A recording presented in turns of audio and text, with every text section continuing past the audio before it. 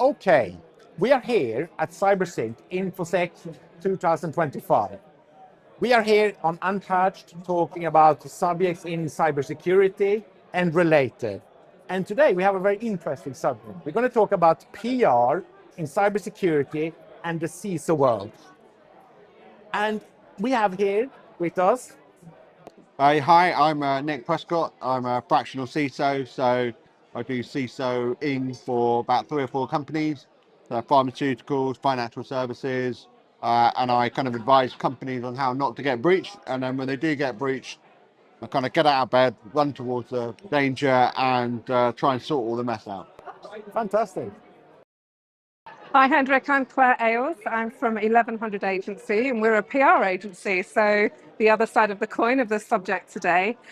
We specialise in doing PR for business-to-business tech brands.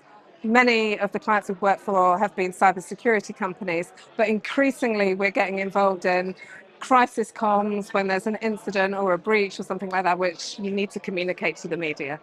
So lovely to be here.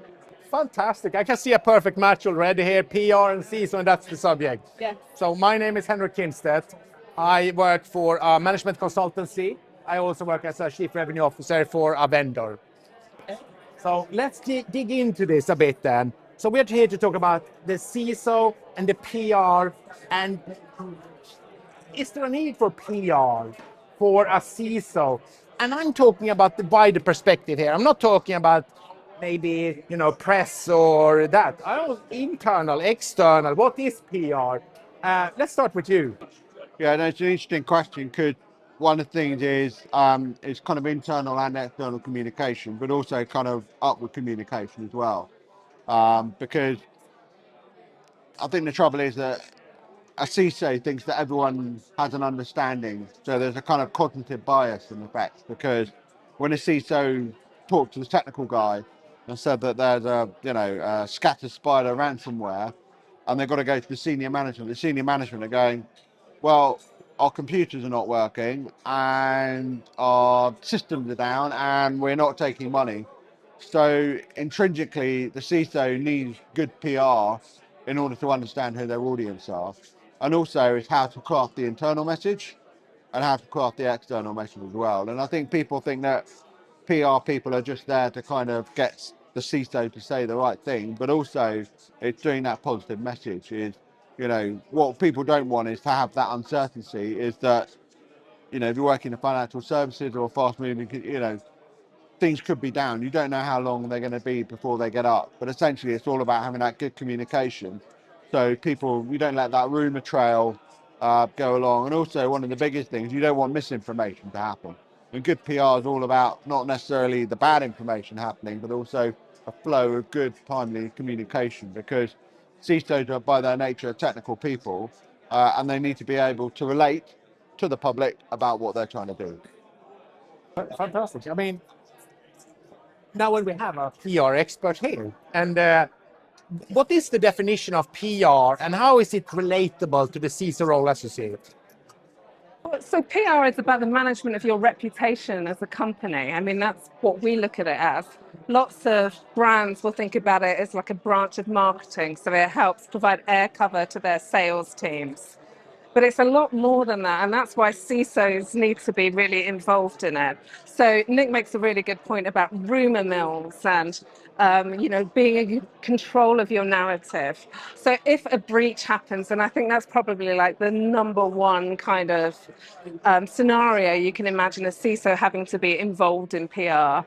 That's not just a technical response to a situation. You've got many, many things to worry about as a CISO at that moment. But the story around it can easily go out of control. So the CISO and the comms team really need to work together as one coherent kind of organization to make sure, what's happening inside your business is understood and properly communicated, and there can't be any misconceptions or people putting two and two together and getting 5 and going to the media and it getting all over social media. So that's where I think, the intersection is. I mean, looking today on the high profile attacks we've seen lately in the last couple, couple of weeks, we can definitely see that if it's part of your incident response sort of readiness, PR maybe should be part of that because it's crucial. Not only the corporation value on its in itself is part of that, I guess, and you can see some of them had that in their playbook. Some of them had it, but maybe not enough. How do you see that? So obviously, I won't name the actual breach by vendor name. No. But certainly last summer there was a big kind of breach where I think everyone knew about it. Everyone kind of woke up and they had the blue screen of death, which we haven't seen for a while. And the share price dropped quite quickly, but their PR communication was really good. They were very proactive with people. They put out constant messages. They were very kind of saying, we're really sorry. And they went in, and yeah, in the end, it wasn't a cyber attack. It was a software update outage, which was lucky. But, the trouble is the 24-hour news cycle just goes cyber attack, cyber breach. And then it doesn't take long before, well, it must be the Russians. It's got to be the Chinese. It's got to be a nation state attack. The world is going to end. And then think of it like compare and contrast that with another big breach, another suspected breach that happened, and there was silence, and people were like, "Well, that company are not very trustworthy anyway." And then they just sent out a statement that said confidential, not for public release, and they went, "This didn't happen," but it did. They didn't proactively say, "Well, this happened. This is how it happened. This is why it's wrong. This is what you need to do to fix it." So. I think they're two, these are two approaches on a global scale. And I think some of your points and what you're saying is the reputational is that, you cannot put a cost on reputational loss. And that's one of the things that, when you do have a data breach is people think, well, if I get the systems up and running, everything will be okay. And we've seen many companies where they've been, their share price has gone down and whatever, but the ones that come back are the ones that have a good resilience plan. And that resilience plan isn't kind of the whole kind of nuke from orbit systems restoration, get everything running. It's all about making sure you have that trust with customers because, people are a lot more weary about the safeguarding of their own data. They will choose to go to somewhere else. And that's probably more fine-tuned in a business consumer environment, but in a business-to-business environment, it can have a much more detrimental effect. I think we can all see that when we have companies that goes out with a strategy when these things happen, some of them get sympathy, some of them get blamed, depending on their media strategy when incidents happen. And what would you say is key points of differentiators between the both? What have the one done and the other doesn't? Okay, so for us, a textbook kind of crisis comms plan is about being quick. So you fess up immediately. You don't kind of, oh, well, it might be all right in a couple of days because that rarely happens. You tell the truth, like obviously some retailers have been hit quite recently. One of them tried to downplay what had happened. Those hackers went to the BBC, showed the proof that that retailer knew how big this hack was. So that wasn't an ideal situation. The other thing is to be authentic. So you've got to sound like you're sorry because you've truly got to be sorry. And if you hark back to Equifax days, which is probably the textbook of how not to respond to a breach from a technical perspective, probably, Nick, but also from a comms perspective. They didn't say they're sorry. They didn't provide any clarity over what had happened. Those are the mistakes. So you can't have a secret, especially on a business to consumer brand. I woke up one day, log on to Marks and Spencer's. I can't buy anything online. Everybody knows something's up. You can't hide it. You've got to come out with the truth. And also, I've been doing this for far too long. But back in the days, people did try to hide that a hack had happened. Now, everybody knows they happen all the time. And I think you look at like the big retailer that's just been hit, Marks and Spencers, and they have so much kind of equity in their brand. People trust them anyway, that they kind of want them to get over this, and they've been looking at it like that. So it's a whole body of their reputation management has got them to a point where they probably will bounce back in comparative ease to a company that had just let it sort of, float away and do what they want. But I think also there is an emergence that certainly I've seen from a kind of legal and also kind of management PR style, is that some of the large companies, if they admit that they've had a data breach, they know that they're going to get the regulators after them, the auditors after them, or whatever. And so therefore, you do see a lot of people who are saying, we're currently investigating reports of a cyber attack, and they will say nothing, because there is this kind of lack of boldness, I think, from some of the managers and the culture to say, look, someone has come in our system, but we don't want to declare it, because if we do declare it, the regulators are going to be after us, the auditors are going to be after us, the NCA is going to be, the NCSE is going to be after us. And I think it's interesting in different industries, because if you look at Marks and Spencer, they suffered £300 million loss, but it's a retail, it's out in the open. Now, will cyber insurance cover that? I don't know. I didn't underwrite that policy. I didn't get involved. But I think there's a real danger is that when you have large companies that have an obligation to the public where they're processing their data, what they will do is they will say, well, the culture and the legal side, they will try and dampen down everything. And the trouble is that if you do have a data breach, you have to assume that they've got access to everything. And the only way you can do that is completely take those systems offline and rebuild them, because you don't know what they've taken. And that's where the extortion comes through.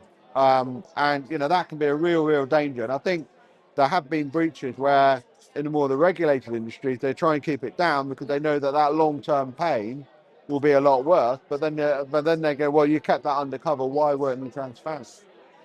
I mean, I think it comes back to sort of, I read this about the railway services. Like, just keep people informed and be truthful, as you said. I read somewhere that if you have an interruption of your railway, you be standing somewhere, the acceptance level, if no one says nothing, is less than 5 minutes if no one says anything. But it's up to 3/4 of an hour if they just keep you informed. So in essence, you stand there between two stations, there's nothing to do, they just keep you informed. It could be nonsense, but they say something. The conductor calls you out and say, we are working on it, we are trying our best, I'm sorry. The acceptance level goes from 5 minutes to 3/4 of an hour. And it goes sort of to what your point was there before, Claire. Yeah, it's irritating to feel like you're in the dark. Yeah. As a consumer, without my PR hat on, as a consumer, it's like, okay, so, you have my customer data. I've entrusted you with that. You've probably had that breached. It may not be your fault. I mean, hackers are very sophisticated. We know that. But now you're not even telling me what's going on. You can see why people just become frustrated with that. But yeah, we want to know what's going on. I mean, who knows if Marks and Spencer have issued, change your passwords, do this. Whether those consumers actually do it, who knows? But at least they know what's happening. To give Marks and Spencer credit, they clearly have not paid the ransom. They have clearly put up that. So people in the business respect them for that. And I must say that's credit to them. Yeah. But also with the Marks and Spencer's one, there was stuff going on saying they didn't have an incident response plan. Well, they did have an incident response plan, but it was of such magnitude. And I'm sure if you speak to any employees there, they really kind of got together, and they kind of pulled together as a team to deal with all of that. So, but again, that's the kind of misinformation side. So, I think in many ways it's like many walks of life. If you're waiting for a plane and it just says delayed, and you don't see anyone at the check-in desk and there's no regular updates, people get frustrated and they start asking more questions. If you proactively tell them that, it's like people go there and they can sit on their phones and look on flight radar and they go, well, the plane's late, but we know it's late because it's, it's over the English Channel. And so therefore, it's almost like when you order an Uber, you don't sit there and go, oh, I'll be waiting 10 minutes for the taxi. You kind of see where it is. You have that kind of proactive flow of information. So of course that's going to be difficult with a cyber breach, but it's got to have that continuous flow of information and being able to have that resilience to say, well, if you're taken down by a cyber attack and you can't take payments, well, have a backup system that can take payments. I'm pretty sure there are people out there that you can say, right, if my primary supplier fails, I'm going to have a secondary supply and I'm going to go to my resilience plan just to keep things going over. So this is going to be a little bit leading question here, but who should deliver the message? So we're talking about PR and CISOs. So obviously it's a bit leading question here, but is the CISO the one to deliver the message from a corporate view when these things happen? So some companies have done that for sure. So normally the process would be, there'd be like a comms team. So they could be from a PR agency, it could be in-house. There will be experts that rely on people like Nick to like give them the facts and assess what's going on. So they have a 360-degree view of what's going on, warts and all. They need to know everything. And from that, they will work out the best way to communicate this or respond to media inquiries or LinkedIn posts or wherever they're seeing chatter. But you need a spokesperson to deliver that. And, the more senior that person is, the more seriously it looks like the company is taking. And it's all about trust, isn't it? So Exactly. who is responsible for that response? It's the CISO. So I guess Accountability, yeah. Right? The person who is responsible for the security of this entire organization, if they can front up and stand there and answer the questions, I salute them for that because they're the best person to deliver it. But equally, if it's the CEO, nobody's going to complain. If it's a comms person whose job it is to talk to the media, that doesn't come across as well. You need to look at a company like you're taking it seriously. Do you remember the big talk breach when Dido Harding? Yeah, and that's always that's always been a classic one because she went on and just said, well, we're getting attacked the whole time or whatever. The key thing in the messaging is that the CISO is going to have the technical facts, the business facts. They're going to have their knowledge and experience, and they almost need to be that business translator. They need to take that kind of technical speak, the APT 26 IP address, all that kind of weird and wonderful, we think it's that, and then they need to basically translate that into a business impact. And that's really where the message comes from. You need to say, are you trading? Are your systems up and running? Can you take revenue? Are people safe? Then you need to do that message of how you're going to resolve the incident as well. So, we kind of remember when Dido Harding went on Newsnight, when actually she should have just stuck to the fact by saying, we suspect this is happening, we are dealing with it, we have our plans in place. Explain your resilience plan at a high level. It's that whole kind of waiting at the airport gate. If you don't know where the plane is, you're going to get frustrated. But if you know that something is happening and you can see at the horizon that, yeah, okay, we're dealing with it, then you're halfway there. I mean, I guess it's quite logical. We all seen that. You have a senior person in the business trying to explain something that he doesn't actually grasp on the detail level.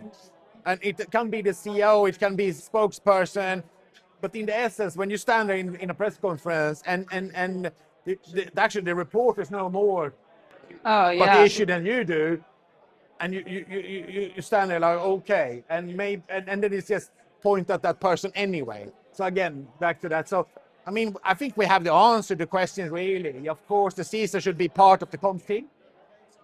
Yeah. Of course, the CISO should have some media training or at least be ready to answer those questions in those situations. And I think a key point here is you're resolving a situation. You don't know when it's going to be fixed. You don't know how long it's going to take.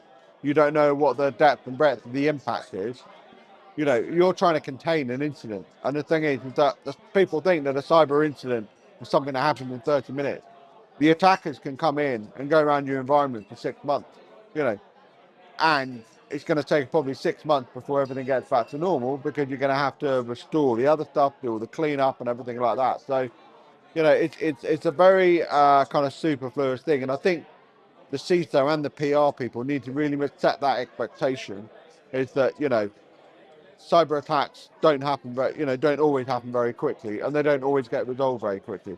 These things take time, but it's about building that confidence by saying you've got a plan B, and that plan B will work. I mean, from my point of view, being in cybersecurity for 30 odd years, I've seen incident response sort of plans and all of that. Some of them don't even have comms and PR or in it, and some do. I would say when we have these high profile attacks, clearly there's an advantage of them that actually have addressed it. It doesn't have to be perfect, but at least there is a plan. Yeah, I think, I think B2C brands are probably better at being more integrated because they have such a big kind of public profile.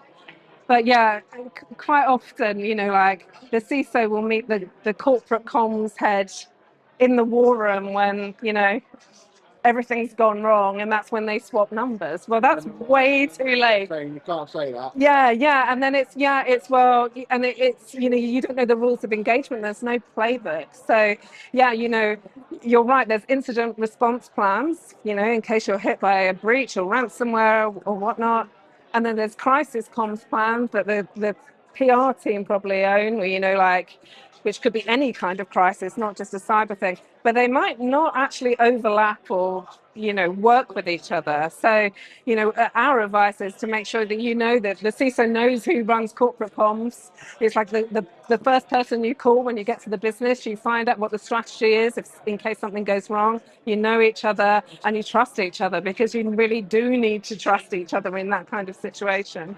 I mean, when you're in an incident room, decision-making processes are very compressed.